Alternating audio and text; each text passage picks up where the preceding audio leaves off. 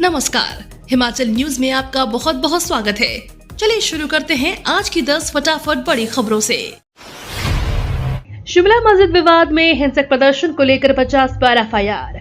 शिमला के संजौली में बीते सप्ताह एक मस्जिद के अवैध हिस्सों को गिराने की मांग को लेकर हुए विरोध प्रदर्शनों की हिंसा को लेकर पुलिस ने वीएचपी नेताओं, पूर्व पार्षदों और पंचायत प्रमुखों समेत कुल 50 लोगों पर मामला दर्ज किया गया है। हिमाचल प्रदेश के शिमला के संजौली क्षेत्र में एक मस्जिद के अवैध हिस्से को गिराने की मांग को लेकर हुए विरोध प्रदर्शन के दौरान हिंसा करने के आरोप में विश्व हिंदू परिषद के नेताओं, पूर्व पार्षदों और पंचायत प्रमुखों सहित 50 लोगों पर मामला दर्ज किया गया है, पुलिस ने जानकारी दी है। पठानकोट मंडी 4 लेन पर मंजूरी को तैयार 2 प्रोजेक्ट। हिमाचल को दिल्ली से बड़ा पैकेज मिलने की संभावना बढ़ गई है। प्रदेश में 4 लेन के 2 नए प्रोजेक्ट शुरू होने वाले हैं। इन प्रोजेक्ट का बड़ा असर पठानकोट मंडी 4 लेन में देखने को मिलेगा। शिमला मटौर नेशनल हाईवे के ज्यादातर हिस्सों की क्लियरेंस के बाद अब मंडी में छुटके 2 प्रोजेक्ट जल्द शुरू होने की संभावना है। एनएचएआई ने केंद्र सरकार को इसका प्रस्ताव भेजा था और मंजूरी मिलते ही अब निर्माण भी शुरू हो जाएगा। केंद्र सरकार ने पठानकोट मंडी के बीच बिजनी पटर मंडी तक के हिस्से को 4 लेन में तब्दील करने की मंजूरी दे दी है।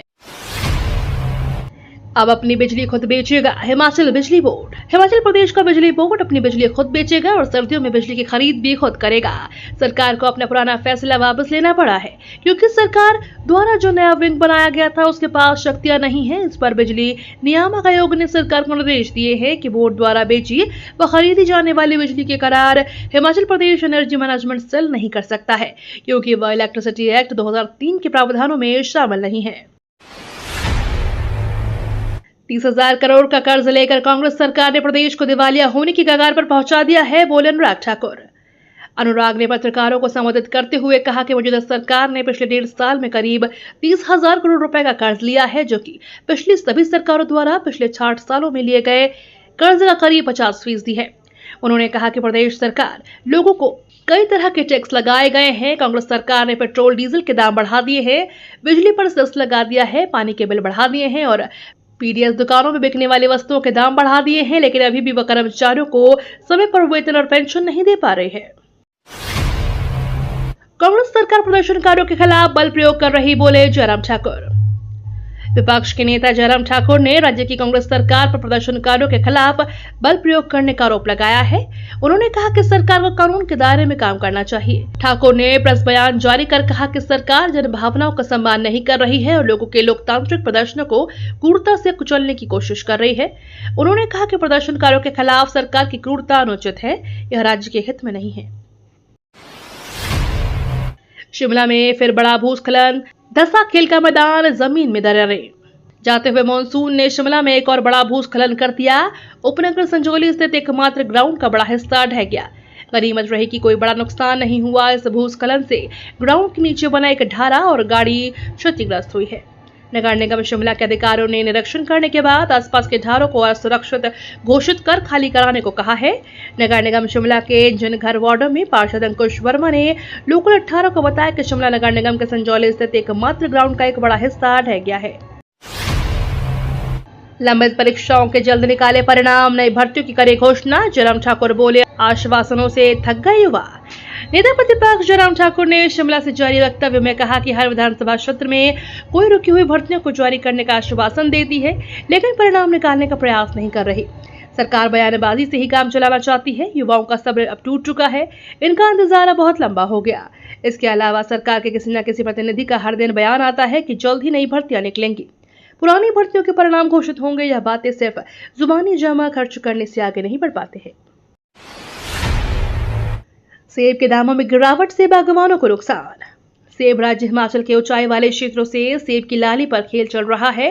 बागवानों की माने तो ऊंचाई वाले क्षेत्रों में सेब पर रंग के लिए स्प्रे नहीं होता है, हालांकि प्राकृतिक तौर पर आता है। ऐसे में ऊंचाई वाले क्षेत्रों में सेब को व्यापारी स्टोर कर कम दामों पर खरीद कर लाखों रुपए कमाते हैं। प्रदेश व देश के अन्य मंडियों में सेब के दाम में 15 दिन में 300 से 400 रुपए प्रति पेटी की गिरावट आई है। लाभ के चक्कर में दाम गिराए जाते हैं, जिससे बागवानों को नुकसान हो रहा है। हिमाचल प्रदेश में येलो अलर्ट जारी। हिमाचल प्रदेश में मौसम विभाग ने राज्य के 6 जिलों में अलग अलग स्थानों पर तेज हवाएं चलने और गरज के साथ बारिश होने का येलो अलर्ट जारी किया है। मौसम विभाग ने राज्य के 21 सितंबर तक बारिश का दौर जारी रहने का अनुमान जताया है। मौसम विभाग ने बताया कि राज्य के कई हिस्सों में रुक रुक कर बारिश जारी है और कसौली में सबसे अधिक 53 मिलीमीटर बारिश दर्ज हुई है। हिमाचल प्रदेश में नकली शराब पर सख्त कानून, बिक्री करने वालों की संपत्ति होगी जब्त, बोले सीएम सुक्खू। हिमाचल प्रदेश सरकार ने नकली शराब बिक्री पर रोक लगाने के लिए सख्त रुख अपनाया है। राज्य सरकार ने अवैध और नकली शराब पकड़े जाने की संपत्ति जब्त करने का प्रावधान किया है। इसी तरह का कानून बनाने वाले हिमाचल प्रदेश का पहला राज्य बन गया है। राज्य के सीएम सुखविंदर सिंह सुक्खू ने कहा कि अवैध और नकली शराब बनाने के धंधे में शामिल लोगों पर लगाम कसने के लिए प्रदेश सरकार अब सख्त कार्रवाई कर रही है। हाल ही में हिमाचल विधानसभा में मॉनसून सत्र के दौरान हिमाचल प्रदेश आबकारी नियम 2011 में बदलाव किया गया है। आतंकियों से मुठभेड़ के दौरान हिमाचल का लाल शहीद, कश्मीर के बारामूला में अरविंद ने दिया बलिदान। हिमाचल प्रदेश के वीरों की भूमि है। देश की सेवा में हिमाचल प्रदेश के कई जवान बलिदान दे चुके हैं। हिमाचल प्रदेश के लिए एक बार फिर से दुख की खबर सामने आई। हिमाचल प्रदेश को जिला हमीरपुर की नादौन उपमंडल में रहने वाले अरविंद सिंह आतंकियों से मुठभेड़ में बलिदान हो गए हैं। जम्मू कश्मीर में बारामूला में आतंकियों के साथ मुठभेड़ के दौरान अरविंद को गोली लगी, वह घायल हो गए। उन्हें अस्पताल ले जाया गया, जहां उन्होंने दम तोड़ दिया। अरविंद ने देश के लिए सर्वश्रेष्ठ बलिदान दिया है। इस खबर के बाद अरविंद के गांव और प्रदेश में शोक की लहर है। भारत को जल्द मिलने वाला है खतरनाक ड्रोन।